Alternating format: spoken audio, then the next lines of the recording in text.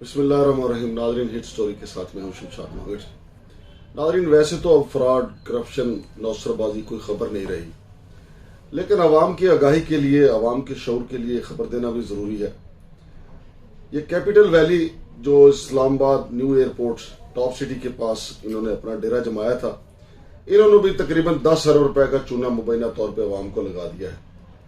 अब capital valley के जो मालिक हैं सुहेल नवाज चीमा साहब, उन्होंने कैसे ये वारदात की, हत्ता कि आरडीएस का ताकब करती रही, आरडीएस को नोटिस भेजती रही कि आप नहीं कर सकते, आप ना मार्केटिंग कर सकते हैं, ना ही आप बुकिंग कर सकते हैं। लेकिन सुहेल नवाज चीमा जो है वो दीदा दिलेरी के साथ ये काम करता रहा।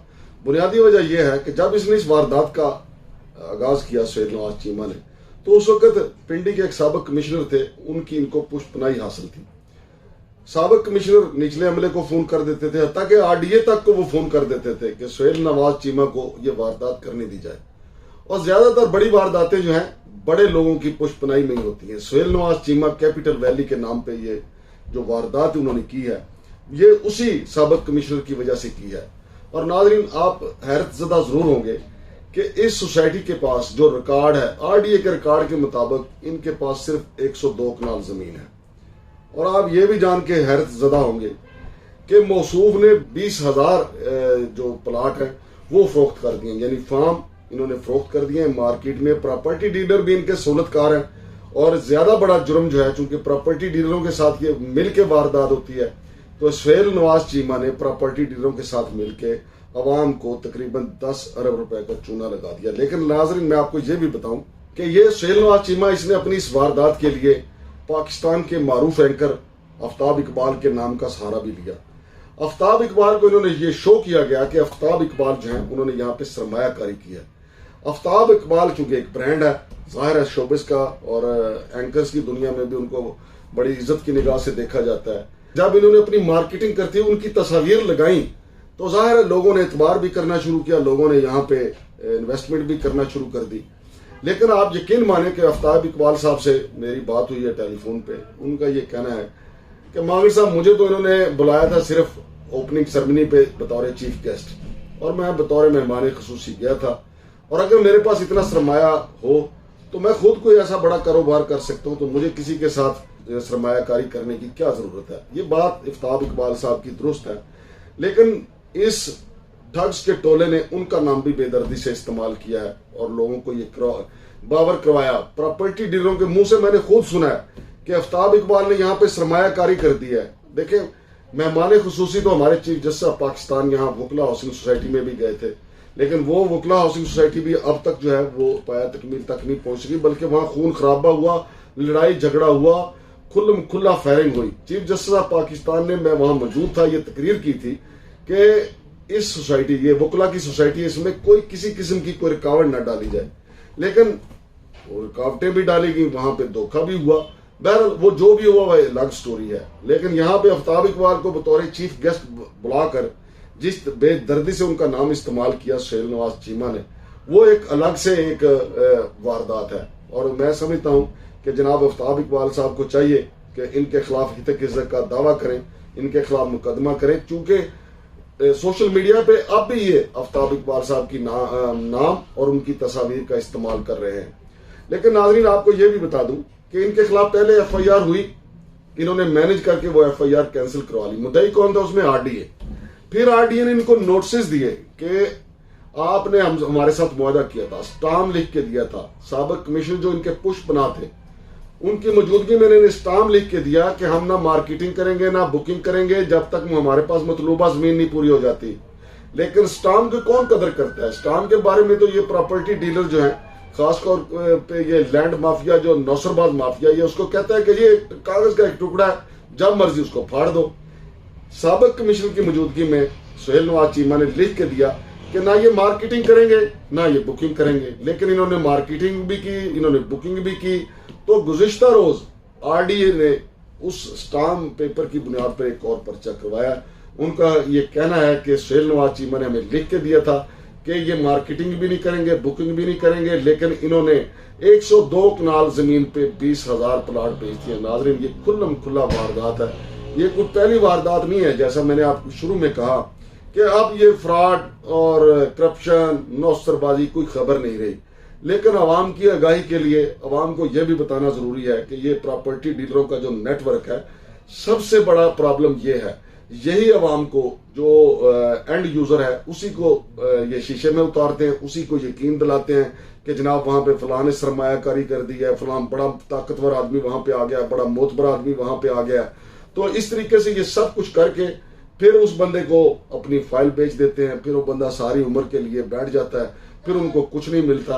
अब ये सुहेल नवाज चीमा आप देखें कि एक कमिश्नर की आड़ लेके इसने तकरीबन मुबैना तौर पे 10 अरब रुपए की वारदात की है। क्या कोई इदारा है?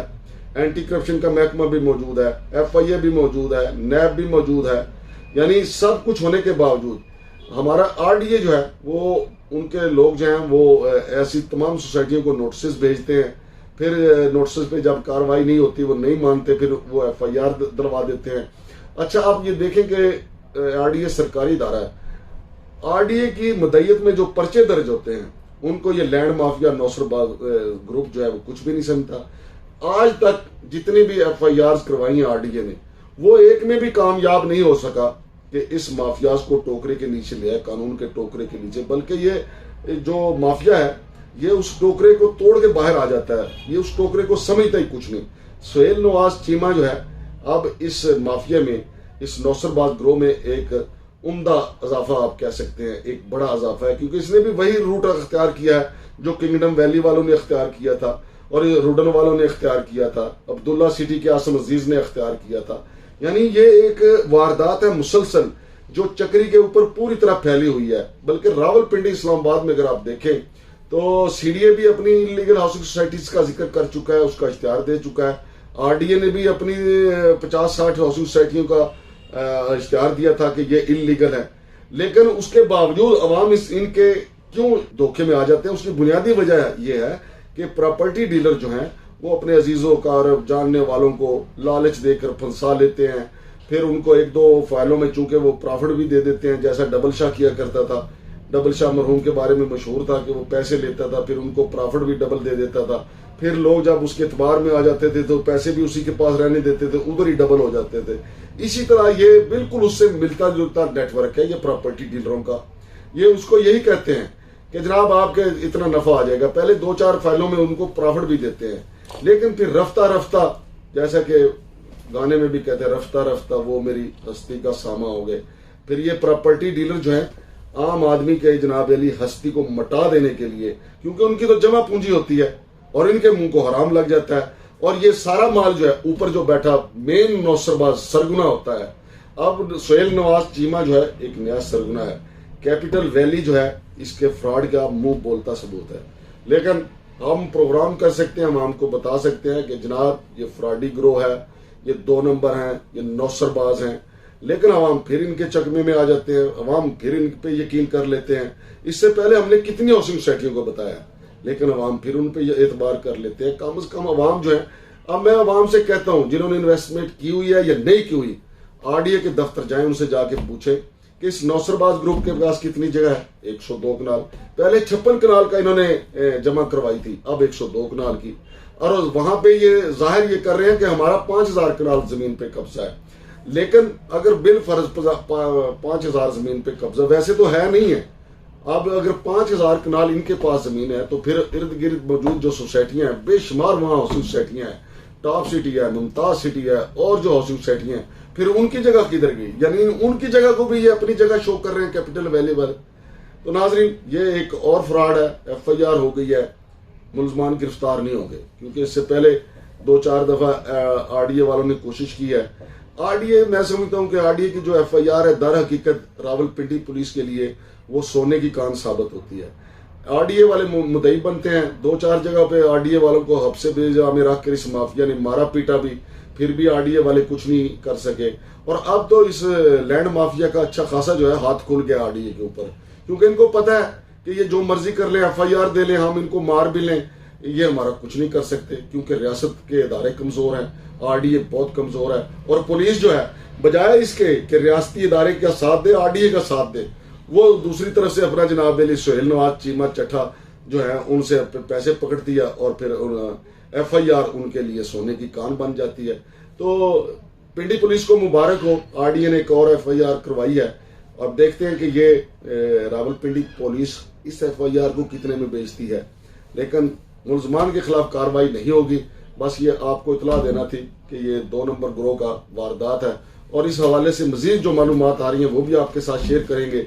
आपने हमारी स्क्रीन पे वो सारे कागजात और इनके दफातर को सील कर दिया गया है।